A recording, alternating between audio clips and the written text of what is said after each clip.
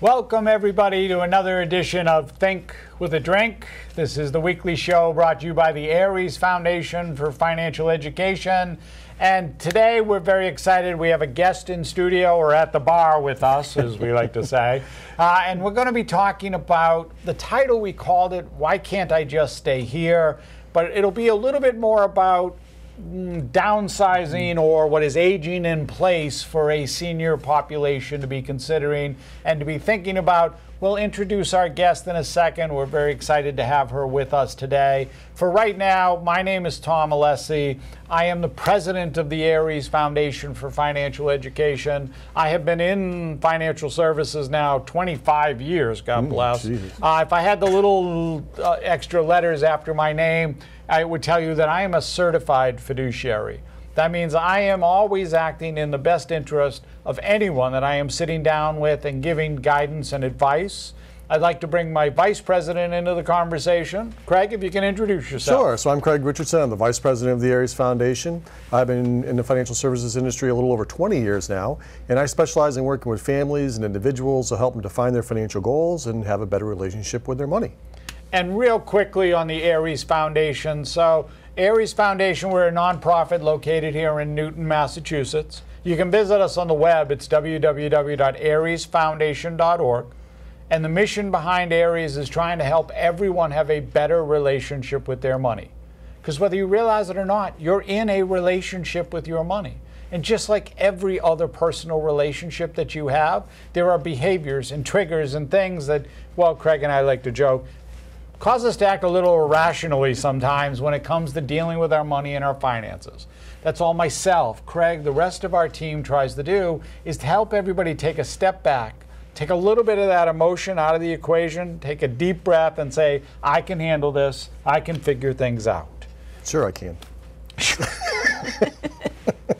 All right, so this is just the like us, follow us. We've got a lot of different social media channels out there, whether that's LinkedIn, Facebook, Twitter, Instagram, God bless, I don't know. Whatever you're supposed to do on these things, do it. Like us, follow us, tag us, do whatever you're supposed to do. Check out our YouTube channel. Check us out on the channel here on New TV. And we are very excited to have with us in studio, I'm not going to take too much of her thunder away, Vicki Levine from Ezra Home Care LLC. Vicki, if you can introduce yourself. Thank you both very much, and thank you to the Aries Foundation for the invitation. I'm really glad to be here. I'm Vicki Levine, and I'm the Business Development Director for Ezra Home Care. We're a non-profit. We are a I haven't even drank yet. We're a non-medical home care agency providing caregivers that come into people's homes and or in communities for those that want to age in place. Okay. Wow, wonderful. And can you tell me a little bit about what does Ezra stand for? Sure, thank you. So actually Ezra is a word, and in Hebrew, the word Ezra means help, H-E-L-P. So that's exactly what we do. We provide help not only for our clients, but also for their families, peace of mind, soundness.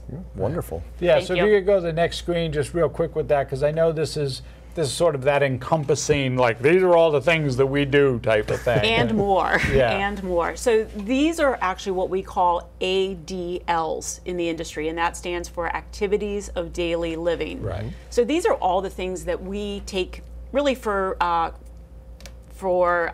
oh my goodness, what's the word? Granted? For granted, thank you, yeah. We take these for granted. These are things that you and I do every day and we don't even think about it, but there are those out there that can't tie their shoes, can't remember their medications, can't make a meal for themselves, and on a very hot summer day, not remember to drink and hydrate. And most of the time my wife says I can't dress myself, so. That's a problem. Yes, yes. We can help with that. My kid did that to me the other day. She's like, why did you go out in that? And I'm like, well, what do you mean? And she's like, that doesn't go together. Why are you wearing that? And I'm like, okay. I was a fan of Garanimals growing up. I knew that if, the tigers would go together. Right, the giraffe and the giraffe. Exactly. They should have that for us. All right, so next screen. All right, so one of the things that we do here on the show is that we try to take a lot of these, and this subject specifically, is very challenging. It's daunting to have families, trying to have this conversation. What's going to happen with mom and dad? Who's going to help out? Who's going to care? That type of thing. But any of the financial world, whenever we do this, we try to make it a little bit less daunting, a little bit less overwhelming. Sure. And for us, that means having something cold to sip on. In this case, we're drinking, this is from folks, the Sierra Nevada. It's called Hop Bullet. They call it an Imperial IPA. IPA just stands for India Pale Ale. However, in this one, for me, this is more like, in case you've never had a session IPA or a session beer, they tend to take a little bit of the alcohol sting out of it, right? They just brew it longer. It takes a little bit out of it in terms of it. So smooths it out a little bit. Yeah, so it's a little smoother, a little less. You don't get as much of a kick with that. Much easier to drink. These are easy to really quaff down in terms of Be careful these. then. That's 9.5 out of a can. That's incredible. Yeah, so you do want to be a little cautious with that in terms of going through it. But anyway, skål. And thank you for being here. Thank you. Skål. Thank you. All right, so the agenda we're going to try to follow today as we go through this, we want to talk to Vicki about maybe some trends, like what's happening in terms of the world, what's happening with the senior population, how that's going, some of the challenges that do come up, which I'm sure in your industry, in your world, you see that all the time. What is the benefit of having a service like Ezra come in, and what can that do for everybody? Craig and I will talk a little bit about how do you pay for all of this, because clearly sometimes this stuff can get maybe a little costly, a little over expensive, and then how to follow up, how to contact if somebody's got questions. So let's get right into it. I know we saw something recently. I'm trying to keep my hands in because the director told me to keep my hands in. So this is tough for me, just so for those who are used to my hands flying around all over the place. But I'll be good in terms of dealing with this. I'll interpret for you. Yeah, I know. To translate to Italian. All right, but what we saw recently was I think it was Forbes, U.S. World News Report, recent studies that came out that said it's in the 90s, the percentile of seniors who want to age at home. And I'm just wondering if that's what you're seeing with the people that you're connecting to. We are, and I believe that definitely is the trend. I think that post-COVID, people are realizing how much really they enjoy being home. Yeah. And this idea of aging in place is the ideal, both from a comfortability level, from a financial level, and it's what they know. And I think that's really important. It's all part of, this is my home, my environment. Not saying that the assisted living communities out there aren't wonderful, they're great, but home is home. Right. And I think that's a big factor. What I have seen, and I'm starting to feel it myself because I'm not quite there, but believe it or not, by 2030, 1 out of every 5 Americans will be over the age of 65. Yeah. Wow. Yeah. And people are thinking sooner about aging in place, which is the smart thing to do. Yeah, because I think that can be part of, let's call it I don't want to say issue or problem, but just the whole idea is that, like, I'm here, I'm going to stay here, this is my plan, but I haven't really discussed that with anyone. I haven't really brought it up with anybody that this was my intention all along, I'm not going anywhere type of thing.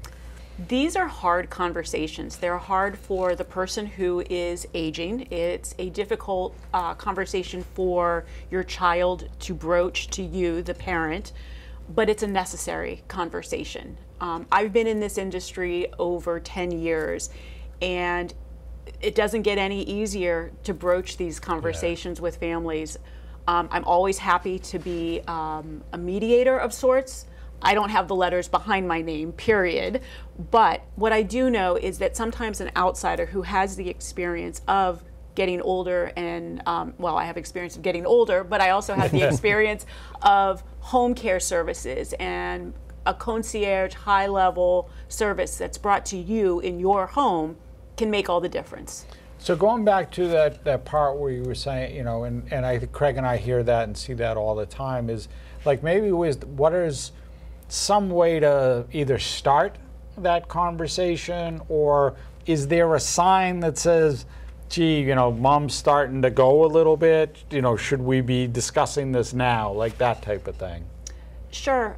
I think that this subject should be sort of a norm in conversations with families. Let's talk about our financial planning. Let's talk about our estate planning. Let's talk about what happens if you can't be by yourself. What kind of services and help do you need? I'm always happy to have a general and brand new conversation with a son, a daughter, even our clients. I mean, we do have people that call and ask for themselves. Always happy to do a Zoom family call. It's one of the things that I think is a bit of a differentiator for us. We want to be there when you need us. And most importantly, we don't want to be there when the crisis happens. Right. That's a terrible thing. It can be done, and we make sure that everybody gets the help that they need. But I think being prepared, and I'm sure you talk about that a lot with your clients. I'm going to say, because isn't, you know, in my experience with dealing with people who've gone through this, a lot of it is reactionary versus proactive. Do you see that a lot yourself? Of course. Yeah. We get a lot of calls when family members are in a rehab. So that means something traumatic has already happened. Right. They have fallen, they forgot their meds, and therefore have been hospitalized, and now they're in rehab, or a very serious event like a heart attack or a stroke. And do you deal with a lot of people with having memory care issues? Because that can be harder to deal with someone once they started down that primrose path. Yeah. No, very much so. So we do. A lot of our clients are those with memory issues. And when we place a caregiver with that client, we make sure that the caregiver has the right kind of training, that they understand, because there's a nuance to understanding Alzheimer's and dementia versus somebody who may have had a stroke. There are some differences, and we really hone in on the right caregiver. It's more of a matchmaking, so to speak, process that we do between the caregiver and our clients. Okay, and the next slide, because I think one of the things that comes up with this a lot is that sometimes, yeah, it's great, Nana wants to stay in the house, right, or mom wants to stay in the house, but the house isn't really set up or conducive for mom to continue to stay there. And so some of that comes to, like you just said about, you know, trying to match somebody with it. You know, I think a lot of times that sort of gets forgotten or overlooked. Sure. So I think, again, there's a term that we use called life planning. Okay. And families can go into their Nana's house and realize, how's Nana going to get upstairs to sleep when Nana can't walk without her walker? It's very difficult to climb a flight of stairs with a walker.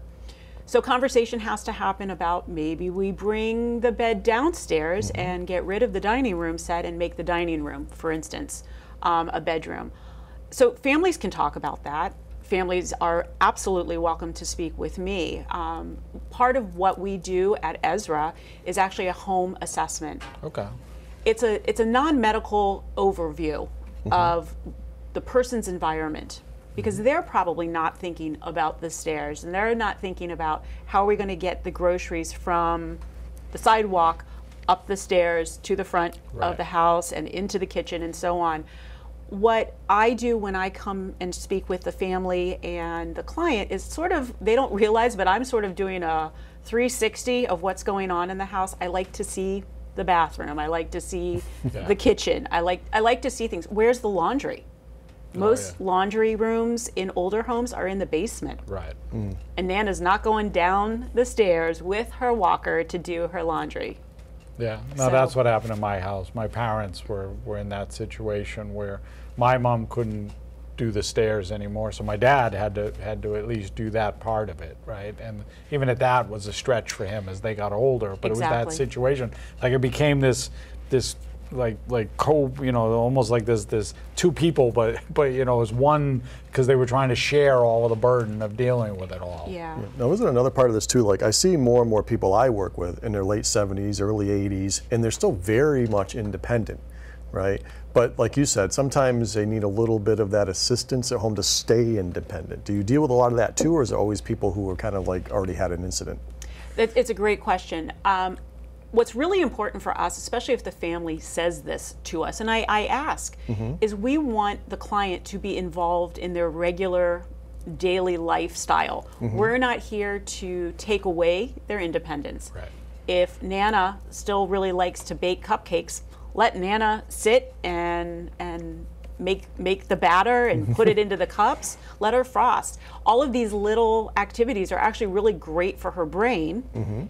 It keeps her and makes her feel independent, which is exactly what we want. But Nana doesn't have to stand over the sink to clean the dishes. Right. Right. The caregiver's there to take things in and out of the, I think I'm hungry. I think that's why I'm thinking about cupcakes. But to in and out of the oven, clean the dishes. When Nana has her afternoon snack with her tea and a cupcake, the caregiver will be there to make sure that she's seated well, and clean up. So it's little things, but for those that really need the help and the assistance and the one-on-one kind of care, we absolutely can do that. But first and foremost, we're never going to take away somebody's independence. Perfect. Yep. Next slide, because I think this goes hand in hand with that, which is all the things that services like yours can provide. Craig and I did a whole thing just recently on what we call the panini generation, where the sandwich generation getting squeezed.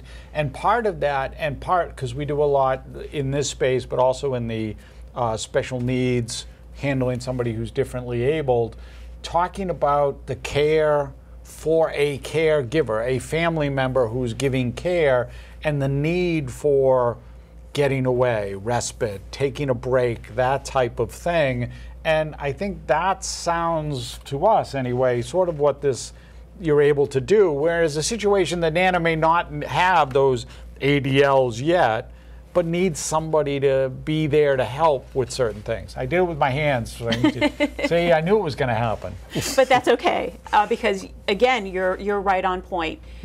Caring for the caregiver is just as important as caring for the client or your loved one. It's important that there's a space and a time and a respite for the primary caregiver. I myself once was a primary caregiver, and it's daunting. Yeah. It takes a lot of energy, and it's important for the relationship of the primary caregiver and the loved one to be fixed in a way that it's Nana and her daughter, Right. Nana and her son. You don't want to mesh the two. I find it very important that the primary caregiver can and should take a step back.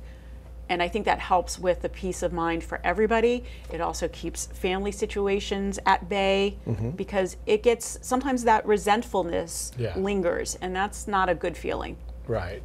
And so with some of those, I know the screen says the services that are provided, but when we're looking at that and just thinking it from a grand scheme, because it really isn't somebody who's necessarily in care at this point.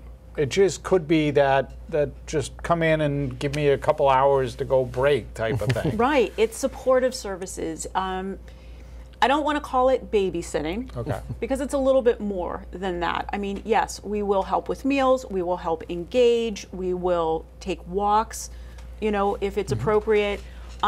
But for that primary caregiver, they can go out. They can go socialize with their friends, their family, run that one errand that they've been wanting to do and can't, because they're constantly at home taking care of their loved one. Yeah, and one of the things that we talked about in the previous episode that we had done was, yes, health is a concern, right? That's a big thing for the caregiver. Again, we're thinking about caring for the caregiver at this point. But the other is, it's time. And time can be money if it's taking away from my ability to then do work or do my job, I need somebody to come in and be there just to help care so that I can continue to do the job I'm doing. That's correct. A lot of sons and daughters are taking care of their parents as well as their own family. Yeah. And it's difficult. So, you know, when I have conversations with people, what I'm listening for is a complaint. Yeah. And that complaint is, oh, I am so busy. All week I work. The kids have after school or now summer activities. I have to pick them up at a certain time, but yet my mother needs dinner. I have to make sure she gets in bed safely. And all of those complaints, that's what I'm listening for. Those, if you will, are small positive triggers for me when I'm having a conversation, because I have a way to help them. So next slide. All right, so this one is, you know, isn't it expensive, right? So everything is a cost. Let's get there. You know, there's always a cost. But I think sometimes when we're dealing with this, they really need to be thinking, and I know it's too often that people will look at things from the dollar cost of it, but as we had talked about, sometimes you need to sort of take the step back and say, wait, this is care for me, this is care for myself, this is care for the stuff I'm doing, or it's also ability, this is almost, you know, again, I know you said it's not like babysitting, but, you know, a lot of new mothers have to return to the workforce, and the conversation is, well, wait, you know, it's costing me to send the kid to daycare, but I've got to earn and I've got to keep my money coming in. So I think a lot of times, sometimes it's just as simple as the trade-off aspect of things. Very fair, absolutely. It is not an inexpensive service, but what you're getting when I talk to folks is so much more than just a caregiver coming in. Right. You're getting peace of mind, you're getting time, you're getting the ability to clear your head for a bit and not have the worry or concern. There's a lot of things happening, especially in our office, behind the scenes, that families don't see every time a caregiver comes in. We're checking in with the caregiver. If there were a problem, and knock on wood, it doesn't happen often, we're managing and triaging situations, but the family is always in communication with our office. And I think that that's important and takes a little bit of the burden off. Right.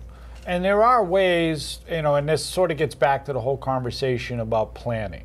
We always talk about goals and plans, and the idea of, you know, having a goal is great, but without a plan, it's just a wish, right? So you need a plan to put in place so that you can execute on this.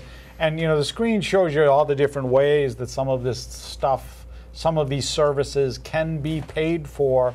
But certainly, as we had talked about on a previous episode, we did a whole thing on reverse mortgages, specifically HECMs, which are a home equity conversion mortgage, that anybody who's over the age of 62 should really be looking at this, because not only is this a strategy, but it's a strategy for whenever that need comes in, because you don't have to use it right away. Unlike a reverse mortgage where you have to take it out and use it immediately, a HECM is more like a loan or an equity line that you don't have to touch until you absolutely need it, and it continues to grow.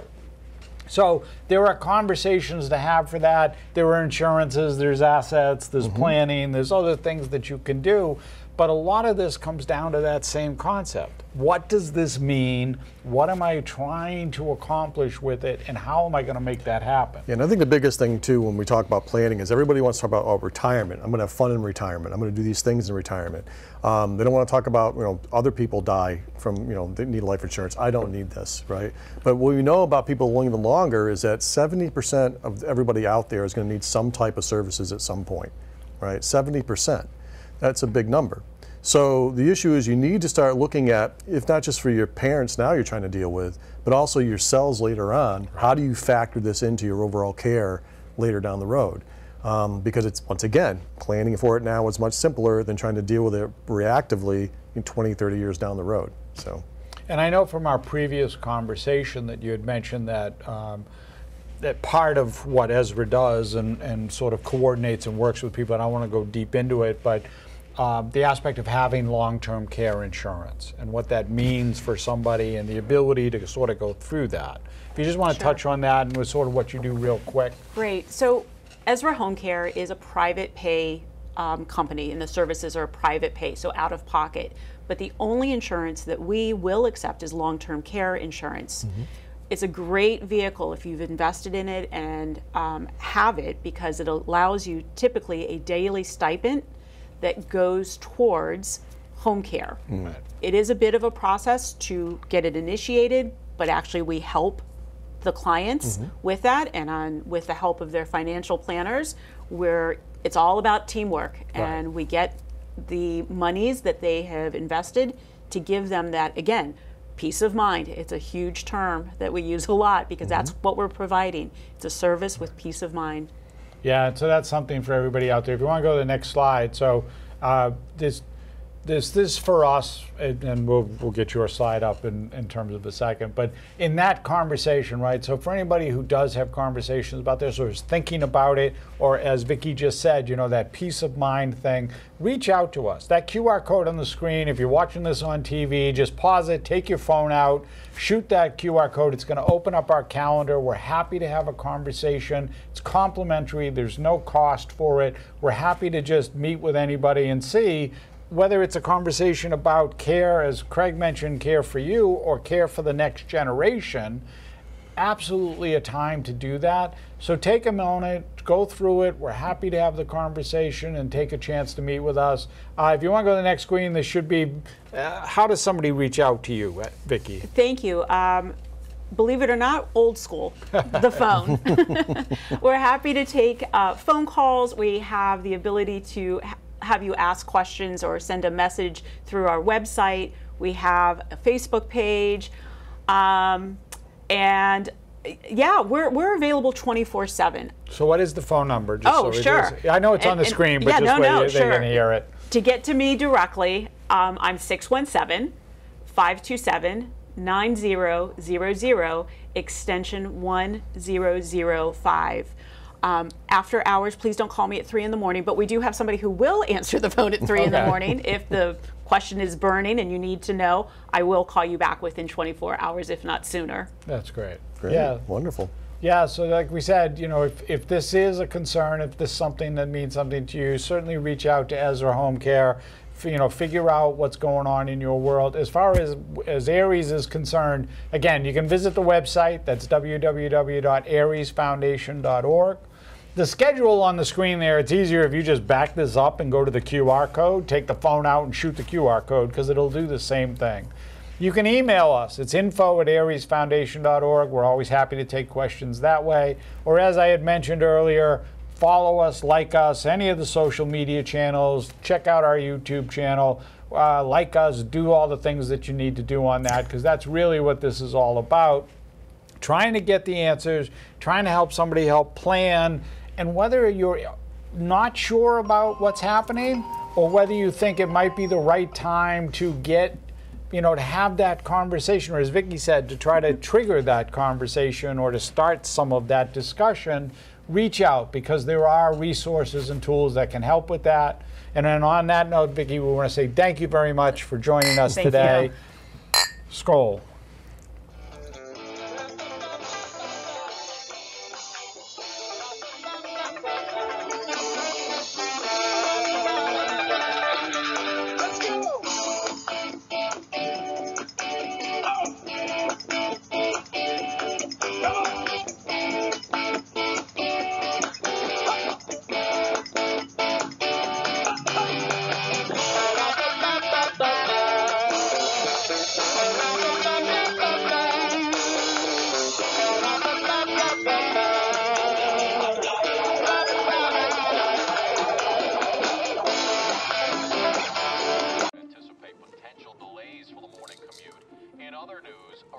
Government report on prescription drug pricing points to corporate